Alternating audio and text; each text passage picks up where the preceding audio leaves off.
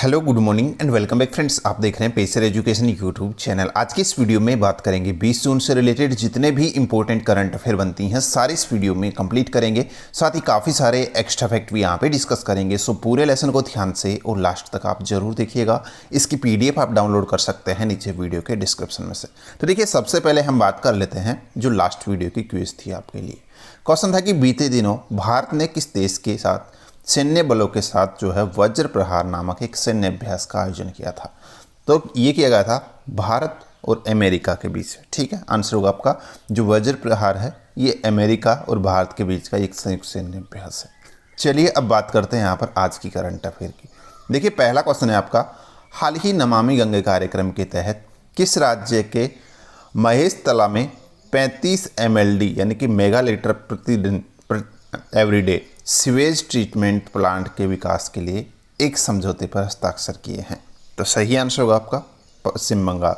देखिए, वेस्ट बंगाल का जो महेश तला है वहीं पर ये एक मतलब कि 35 मेगा लीटर प्रति डे सीवेज ट्रीटमेंट प्लांट के लिए उसके विकास के लिए ये समझौता किया गया है।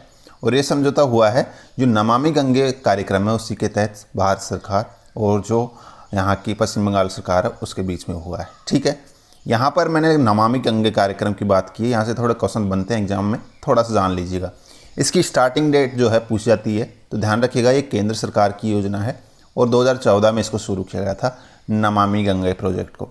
यहाँ पे नाम से आपको थोड़ा आइडिया लग रहा होगा। इस प्रोजेक्ट का मुख्य उद्देश्य क्या है? जो गंगा नदी के प्रदूषण है उसको कम करने तथा गंगा नदी को पुनर्जीवित करने के उद्देश्य से इसकी शुरुआत की गई थी। और इसका क्रियान्वयन जो किया जाता है वो किसके द्वारा किया जा रहा है? केंद्रीय जल संसाधन नदी विकास और गंगा कायाकल्प मंत्रालय के द्वारा इसका कार्यान्वयन किया जा रहा है। अगला अपडेट देखिएगा यहाँ पर अपना, बहुचर्चित एथलीट मिल्खा सिंह जिनका हाल ही 91 वर्ष की आयु में निधन हो गया है के संदर्भ में सही कथन चुनिएगा। चलिए, यहाँ पर मिल्खा सिंह जी के बारे में आप सभी जानते हैं। पहले तो ध्यान रखना है एक एथलीट थे। ध्यान रखिएगा, यहाँ पर पहला ऑप्शन है कि 1959 में इनको पद्मश्री से सम्मानित किया गया था। बिल्कुल सही है पहला ऑप्शन आपका। दूसरा ऑप्शन है कि 1958 में एशियाई खेलों में भारत का पहला जो एथलेटिक्स गोल्ड मेडल है वो इन्होंने जीता था। ये वेरी इंपॉर्टेंट अपडेट है। भारत का पहला एथलेटिक्स गोल्ड मेडल किसने जीता था? मिल्खा सिंह ने जीता था। ठीक है, 1958 में। तीसरा ऑप्शन है मिल्खा सिंह की जो आत्मकथा है इसका नाम है the race of my life. कब आई थी? 2013 के अंदर एक पुस्तक प्रकाशित हुई थी। ये ध्यान रखिएगा, ये भी इंपॉर्टेंट है। The race of my life Milkha Singh की आत्मकथा है। तो आपके तीनों के तीनों ऑप्शन सही है। तीनों पॉइंट वेरी इंपॉर्टेंट है, ध्यान रखिएगा। ठीक है, करेक्ट आंसर होगा उपरोक्त सभी सही है। यहाँ पर देखिएगा, इनको जो मिल्खा सिंह है इनको जो है फ्लाइंग सिख के नाम से भी जाना जाता है। ये पॉइंट भी आप ध्यान रख लीजिएगा। ठीक है, फ्लाइंग सिख या फ्लाइंग जेट। 91 साल की उम्र में इनका हाल ही में कोविड की वजह से निधन हुआ है इनका। ये पॉइंट भी आप ध्यान रख सकते हैं चाहे तो। ठीक है, अगला अपडेट देख लीजिएगा। पहली बार भारतीय नौसेना अदन की खाड़ी में किस नौसैन्य बल द्वारा आयोजित संयुक्त अभ्यास में हिस्सा ले रही है? तो ये सैन्य अभ्यास आयोजित किया जा रहा है यूरोपीय संघ नौसेना के द्वारा। देखिएगा, थोड़ा डिटेल से जानिएगा। इस अभ्यास को नाम क्या दिया गया है? इस अभ्यास को नाम दिया है इन EU NAVFOR। इसको नाम दिया गया, क्या नाम दिया गया है? इन EU NAVFOR इसको नाम दिया गया है। देखिए, यहाँ पर जो इन EU NAVFOR सैन्य अभ्यास है ये इसमें भारतीय जो नौसेना है वो पहली बार हिस्सा ले रही है और ये अदन की खाड़ी में आयोजित किया जा रहा है जो यूरोपीय संघ की नौसेना है उसके द्वारा। भारत के अलावा इसके अंदर फ्रांसीसी नौसेना शामिल है, स्पेनिश इतालवी नौसेना भी जो है इसमें शामिल हुई है।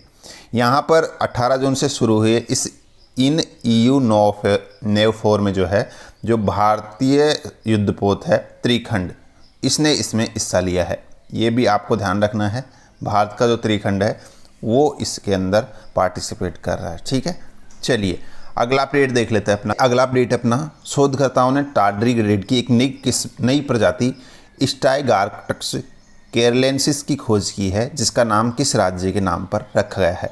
सही आंसर होगा आपका केरल। देखिए, यहाँ पर इस प्रजाति का नाम क्या रखा गया है?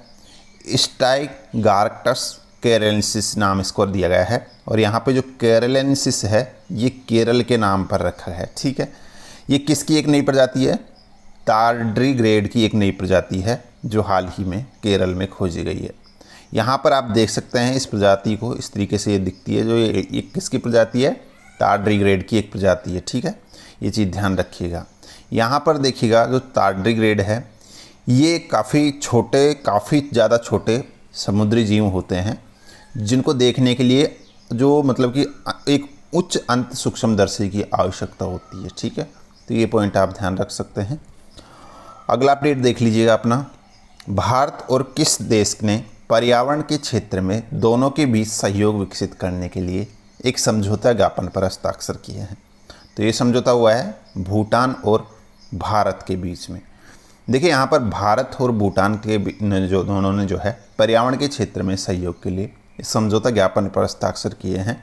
और ये समझौता जो है वायु प्रदूषण की रोकथाम, अपशिष्ट प्रबंधन, रासायनिक प्रबंधन, जलवायु परिवर्तन आदि क्षेत्रों में सर्वोत्तम प्रथाओं के आदान प्रदान के साथ भारत और भूटान के बीच में साझेदारी एवं सहयोग को बढ़ावा देने के लिए एक प्लेटफॉर्म है। तो ये पॉइंट आपको ध्यान रखना है। तो ये पर्यावरण संबंधी समझौता है जो भारत और भूटान के बीच में हुआ है, ये पॉइंट आपको ध्यान रखना है। देखिए यहाँ पे भूटान की बात की है, कैपिटल इसकी थिम्पू है। क्या है? कैपिटल थिम्पू है। और निगुलत्रम इसकी मुद्रा है, निगुलत्रम इसकी करेंसी है, ये भी आपको ध्यान में रखना है, ठीक है। अगला अपडेट देखिएगा अपना, किस देश के हरफनमौला खिलाड़ी केविन ओब्रायन ने एक दिवसीय अंतर्राष्ट्रीय मैचों से संन्यास की घोषणा की है? तो सही आंसर होगा ये है आयरलैंड के। देखिए आयरलैंड के केविन ओब्रायन, जिनको आप यहाँ पे देख रहे हैं, ये आयरलैंड के ऑलराउंडर हैं और कुछ रिकॉर्ड्स भी इनके नाम है, जिनमें एक रिकॉर्ड है इनके नाम, वो है वर्ल्ड कप में सबसे तेज़ शतक लगाने का रिकॉर्ड इनके नाम है।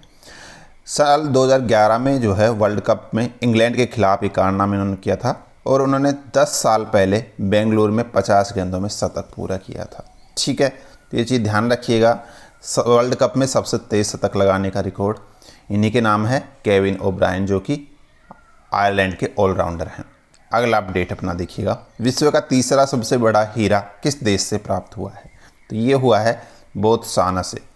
देखिए यहाँ पर विश्व का सबसे बड़ा तीसरा हीरा, विश्व का तीसरा सबसे बड़ा हीरा है, जो हाल ही में बोत्सवाना से जो है इसको खोजा गया है, जिसको आप यहाँ पे देख रहे हैं। वहाँ के राष्ट्रपति ने हाल ही इसकी प्रदर्शनी भी की थी, ठीक है, लोगों के लिए। यहाँ पर देखिएगा थोड़ा सा डिटेल्स में बात करें तो ये दुनिया का तीसरा सबसे बड़ा हीरा है, जो दक्षिणी अफ्रीकी कंट्री है बोत्सवाना, यहाँ पर इसको जो है निकाला गया है यहीं से, जो यहाँ की देवसाना कंपनी है इसी के द्वारा इसको निकाला गया है।